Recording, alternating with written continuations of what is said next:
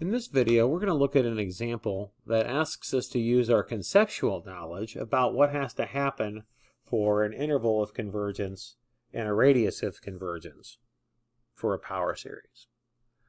Okay, so we're told in this case that we've got a power series. This should not be a 4 here. This should be an n. This should be c sub n x to the n here. Sorry about that. That's a typo. We're told that this power series converges when x is equal to -4 and diverges when it's equal to 6. And then asks us the convergence or divergence of several different series. Let's just think about what this information tells us. It converges when x is -4.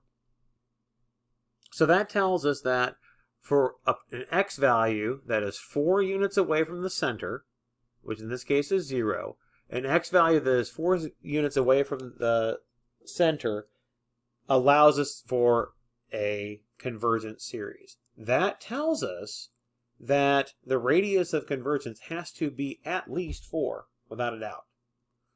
We're also told that, now it could be exactly equal to 4, because it could be that we just have endpoint convergence at -4.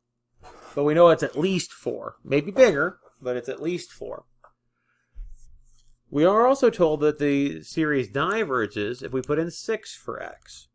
Well, again, we could have an endpoint that diverges, but no number bigger than 6 will work. No number that's farther away than 6 units from the center, 6 units from 0, will work. So that tells us that our radius of convergence is at most 6.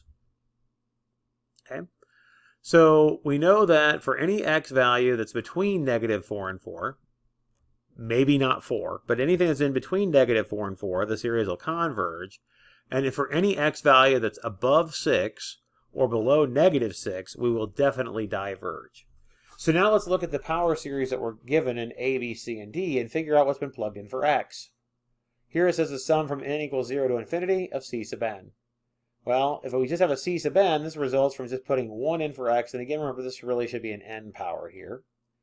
It means we've put in 1 in for x. 1 is certainly less than 4. It's within that interval of convergence, so that series has to converge.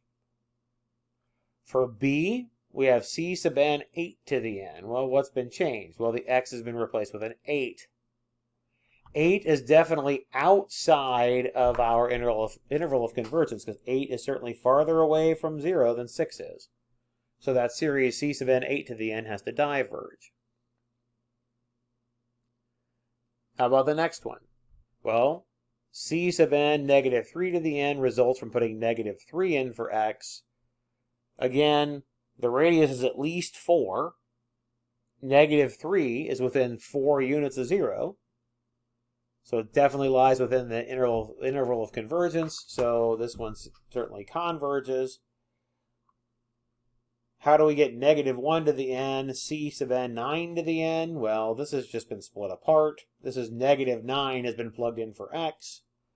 -9 is certainly more than 6 units away from 0, so the series diverges.